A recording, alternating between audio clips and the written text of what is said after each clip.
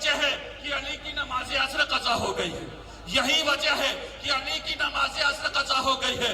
مصطفیٰ کریم عرض کرتے ہیں اے رب قدیر میں ڈوبا ہوا سورج پلٹانا چاہتا ہوں۔ اللہ رب العزت ارشاد فرماتا ہے ارے ہمیں بھی اشارہ کر اور ڈوبا ہوا سورج پلٹا دے، اس لیے کہ تو شریک نہیں بلکہ حبیب ہے۔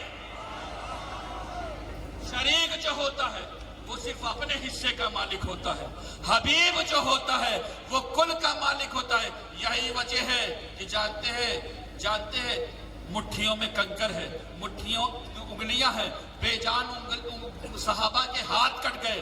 مصطفیٰ کریم عرض کرتے ہیں اے رب قدیر میں اسے جوڑنا چاہتا ہوں۔ اللہ رب العزت ارشاد فرماتا ہے ارے حبیب ہاتھ پھیر اور جوڑ دے، اس لیے کہ تو شریک نہیں بلکہ حبیب۔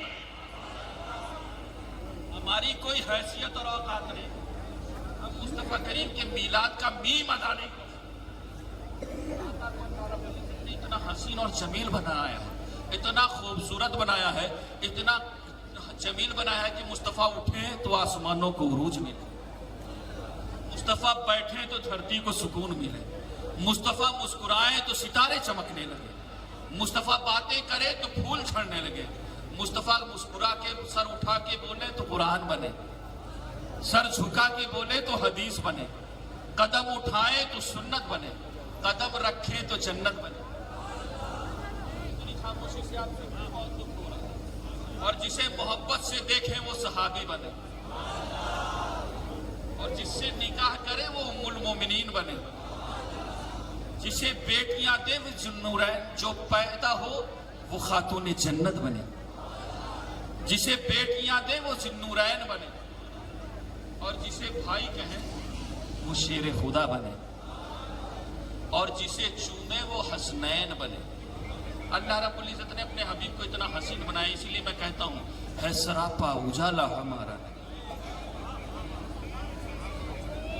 سبحان اللہ، یہ اس رسول کی باتیں ہیں نا کہ جن کے نام پر پتھر بھی بول اٹھتے ہیں۔ ہم تو اس رسول کے امتی اور اپنی نسبتوں پر جتنا ناز کرو کم ہے۔ بات میری نہیں ہے بلکہ حضرت امام شامی فرماتے ہیں، علماء موجود ہیں ان سے پوچھیں، الحمدللہ ادھر ادھر کی باتیں نہیں کرتا۔ حضرت امام شامی فرماتے ہیں کہ ایک دو نہیں بلکہ 70,000 انبیاء نے ہجرت کی۔ 70,000 کس نے؟